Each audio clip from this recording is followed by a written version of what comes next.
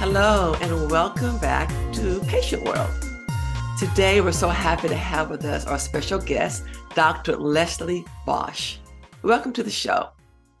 Thank you so much for the opportunity to be here. I really appreciate it. Oh, the pleasure's all mine. Can you start by telling the viewers something about yourself, your background, and just information about how you came to where you are now? Excellent. Well, before I became a coach, like many Americans, I was working long hours in a very demanding job. Unfortunately, I was also mismanaging my stress. I was eating lots of junk food. I wasn't exercising. I was sleeping poorly. I was snapping at my husband because I was tense all the time. And I certainly wasn't having any fun. I didn't realize it at the time, but I was unwittingly trading my well-being, my health, and my relationships for success in my career. And I started to have some health issues accordingly. So I started to look around for what could I do differently. And I enrolled in a wellness course offered through the Andrew Weil Center for Integrative Medicine. And it was there that I learned about an integrative approach to health, and which especially included resilience and stress management. And as you can imagine, during the class, I was essentially encouraged to clean up my act in all these 7 core areas of health, which include things like sleep, nutrition, movement, relationships, resilience, spirituality, and environment. And during the course, I did make changes in all these 7 core areas. And after several months of concerted effort, I began to feel better. I lost some weight. I felt more relaxed. I felt more connected to my husband, more purposeful, and more productive again. It was then that I was so happy with my lifestyle changes that I took my efforts to the next level and became a national board certified health and wellness coach. And so now I work with others to improve the quality of their lives too. And for me, really, one of the biggest changes that I made to my lifestyle really was in the area of resilience and stress management. You know, stress is a huge issue. I've practiced medicine for decades, and there are so many times that a person came to the hospital or the office because of stress-related issues, everything from the heart. A lot of people don't realize that stress can have a tremendous impact on your heart. It can raise your blood pressure. It can make you feel nauseous. Irritable bowel syndrome can just really keep you out of work for long, for days at a time. Your immune system, there are just so many different aspects to stress that can wreak havoc on your health. And so stress management is a hugely valuable topic. Yes. And for me, I created my stress reset program really that consists of 5 science-backed strategies that are essentially designed to help people optimize their response to stress so that they can make a bigger impact without sacrificing their health, their well-being, or their personal relationships. Okay, great. So what would you consider some of the major indicators that you're feeling stressed? Well, I think a lot of times you might feel really exhausted a lot of the time. And even though you get sleep, you still just don't feel energized. Mm-hmm. Another thing, you might have low motivation, like you just don't want to do anything. You might be feeling pressured and overwhelmed. You might feel like you take care of everyone and everything but yourself. You might feel irritable and find yourself snapping at loved ones. You might feel all alone, like no one understands what you're going through. You might feel, frantically try to get everything done, but fear that there's just no way this is sustainable. You might feel like your performance at work is slipping. You might be sleeping fitfully because you just can't turn your mind off at night. Like me, you might be stress eating, and this might be causing problems with weight gain, and then, as you mentioned, other issues. You might be missing quality time with your friends and family because you're distracted and you're exhausted. And then finally, as you mentioned, you might be having health issues like tension headaches or a stiff neck or pain in your stomach. And I suspect a significant percentage of people have no idea why they're feeling these things. They just feel like something's not right. They don't attribute it to stress. And once they do attribute it to stress, they're too ashamed or too uncomfortable to seek out any help and just think, that it is a feeling that they have and that they have to figure out how to make it work. And they have to push through. And that can be very detrimental, because a lot of negative things can happen when people don't get help. And unfortunately, people are very reluctant, to get help. So what has been your experience with that? I think you're absolutely right. You hit the nail right on the head. Unfortunately, in our culture, it's really kind of a go, go, go, get her done, and don't, never let him see you sweat, go it alone, all that kind of thing. And especially for women, it just piles on and piles on because we have it at home, we have it at work. And it is really challenging a lot of times for women to sort of feel that it's okay for them to put themselves first, ask for help, and to try and, take time, because sometimes you do have to slow down in order to learn something new so that then you can kind of go faster again. But a lot of times in our society, we're going so fast and there are always the demands, just keep going and going and going. It can be very difficult for people to, like you said, admit that they're struggling, and then second, take time, but also like to know where to look for help. You're right. The expectations of the society they play a huge role in the stress, because just speaking for women, there's always something to do between, a lot of women, they work outside of the home and then they're trying to raise kids, and then they have the homework and they're exhausted when they come home from work, but still the children need the homework, and then you have to prepare the meals. And it's just like this, that the hamster on that little cycle, you just keep going and going and going. And at some point it's just like you're out of gas. Exactly. And it's hard to rejuvenate and get back to where you need to be. And I think there's a lot of guilt also, just feeling like you're not living up to the expectations. Other people can do this. Way back when women used to have 10, 12 kids, and they did it all. They would go outside and they would slaughter the chicken, and they would prepare everything. And it's too much. It's just really too much. So from your standpoint, your clients, the people that you work with, what have you found to be one of the most common things that you deal with? A lot of what you said, this sense of what we're sort of talking about, which is this work-life balance. A lot of times people are struggling to say no. They're struggling with people pleasing. They're struggling with asking others to help them, to take on more responsibility, or to let things go. Because a lot of times there is a lot of societal pressure to just keep saying yes, yes, yes. But a lot of times, I think people need to a lot of times the hard lesson is that people need to understand that they have limits and that they can only do so much.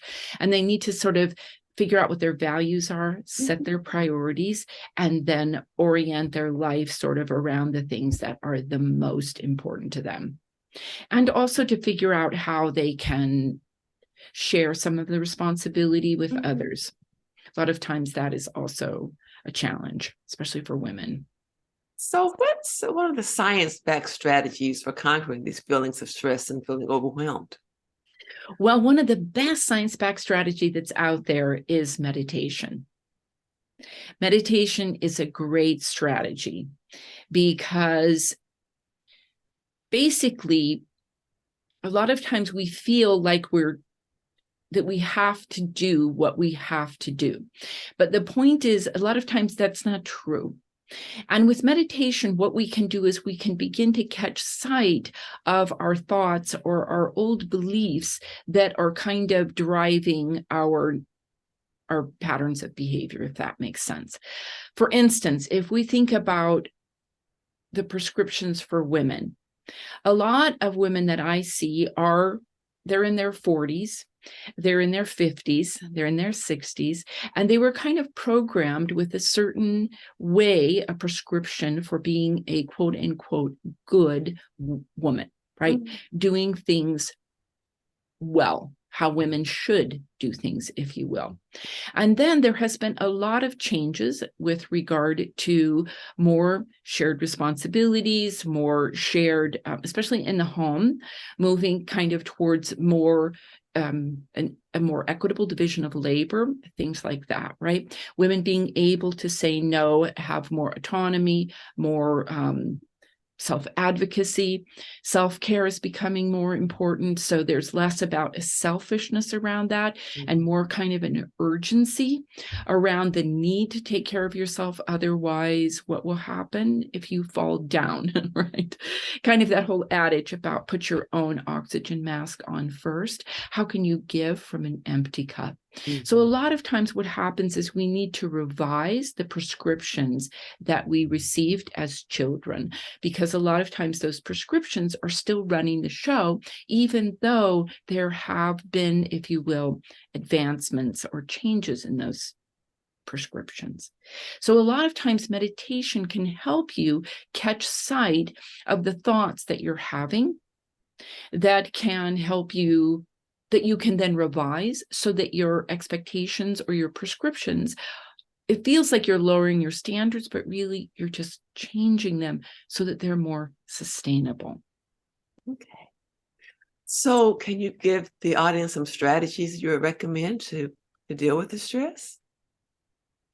Well, some of the things that they can do in 10 minutes, I brought a list of 10 ways that you can relax in 10 minutes or less. Okay. And one of those is to meditate, say, for instance, with a little body scan, which is simply where you find a quiet place to sit and you basically turn inward and you just kind of do a check-in from the top of your head down to your feet. And essentially what you're doing is you're scanning for tension in your body. And then this gives you an opportunity to release that tension. You also might notice other things like you're hungry, or you need to use the bathroom, or you need to take maybe a little rest. Right? Your body tells you what you need, but if you never stop and pay attention about what's going on with your body, then it's very hard to take care of your body. That makes sense, to meet your needs. Another great thing that you can do is work on your breath. Breath is a great way to change when you start to feel like you're getting anxious. Taking some deep breaths can help to slow down your stress response and help you to feel calm again. Another strategy that you can use is to visualize a peaceful place where you feel safe. To just, again, kind of like a meditation, to take a pause and just turn inward and imagine a place. This could be the ocean. This could be a garden. This could be the forest. This could be a safe place in a childhood home, anywhere where you felt safe. This can help you also to reset. Sometimes I like to think about it's being in your car, and it's as if you start to go too fast and you need to apply the brake. These strategies would be ways that you could apply the brake. Typically, we pour on the gas by thinking about all the things that we have to do, and sometimes by thinking about things that might go wrong. And when we do that, a lot of times we can feel, usually what we're really talking about is the heart rate picks up, and this in our breathing gets more shallow. And this is really actually what a physiological experience of a stress response is. So if we can recognize I'm starting to go too fast, I'm in a 30-mile-an-hour zone, I'm starting to go 55, or I'm in a 70-mile-an-hour zone, I'm in a 55 mile-an-hour zone. I'm starting to go 70. I start to understand those stress levels are starting to get away from me. Then these are ways that I can apply the brake and get back into what some people call a window of tolerance, or more that parasympathetic nervous system activation. So again, you can think about a peaceful scene, and this can help you to calm down. Another good strategy is to spend time with a pet. Pets can often give you that warm fuzzy, Absolutely. and they can help to co-regulate your nervous system and help you come back to a more calm place. So do you want me to keep going? Yes, please. This is good. So another strategy would be to talk with a friend. There's something that happens when you gaze into the eyes of someone that you feel safe with, or that you love, or that you know loves you. There's something that happens with the nervous system, and this can very much help you to remember that you're not alone, that there are other people in the world who are aware of you and who care about you and who want the best for you. Another great strategy is to take a walk, especially if you can go out in nature. Nature, green grass, green trees, sweeping mountain vistas, flowers, little animals, if you can see birds, anything like this, your nervous system will usually, again, shift and come down, and you will feel more calm, and it can help to clear your mind for a moment. Another thing, just to let us know, again, we're miraculous creatures, because we can time travel. We can go back into the past and replay things that happened in the past. And if things that happened in the past were distressing, sometimes we can think about it over and over and over again. And this can happen because your mind is actually trying to problem solve around that, because it doesn't want you to have that problem or that issue again. However, sometimes it can be very hard to turn your mind off and get it to come back into the present. Another thing that can happen is we can jump out into the future and imagine things in the future. We can imagine things turning out really wonderfully, and we can imagine things turning out really badly. And these things turning out really well can be very comforting, but we have to be careful with that, because in the present moment, if our expectations don't live up to that, then this can also create distress, and we can feel stressed because we can't meet those high expectations. And then the other thing is we can catastrophize. We can imagine the worst case scenario, and then our bodies, there's a funny thing about our minds can't tell the difference between what's really going on and what might happen. So our bodies can get upset in the same way as if it were happening now, even though it's just a possibility that probably has a very low probability of happening. So what we want to do a lot of times, these are ways to bring our mind back to the present moment, so that we can look around and notice that in the present moment, we're safe and all is well. So again, if you take a short walk and you notice the beauty around you, this can help to bring you back to the present moment, take you out of any rumination about the past or any fear about the future, and just allow you to be safe in the present. You've touched on so many things that I do. It's amazing. Taking a walk. I went for a walk last night, and I was singing as I walked, and I just came back feeling so much better. I am an island sort of person. When I leave and I fly to an island, it's just like this weight comes off my chest when I take off. And then when I come back and I'm landing back, the weight comes back on. But while I'm there, I very much enjoy the beach. I like to just sit and watch the ocean tide, the ocean, just the waves. It takes me to a completely different place. So much so that I bought these curtains that they are full-length curtains. And when I close them, it looks like I am on a tropical island. And with the light coming in, it's so soothing and relaxing. I have a 100-pound German Shepherd dog, but still just petting him at the end of a long day is just so relaxing. The deep breathing relaxes me.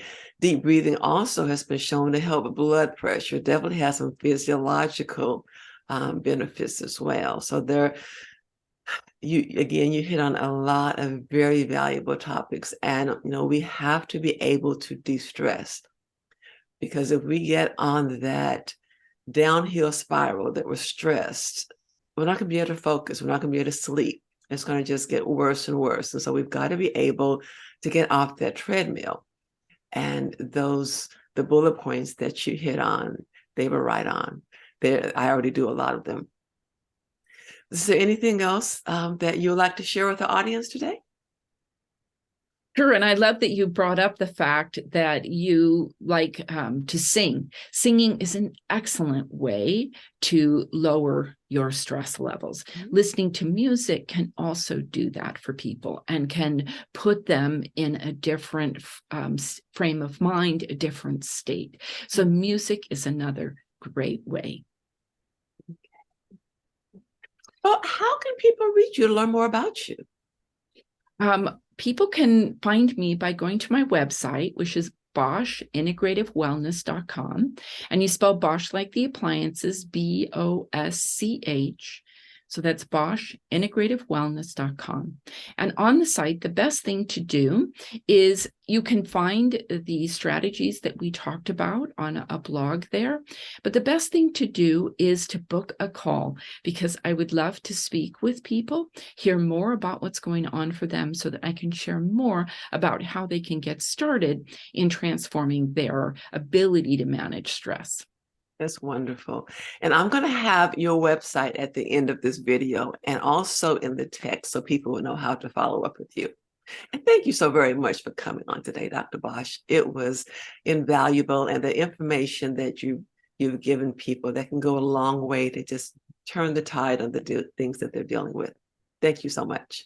Thank you so much. Bye-bye.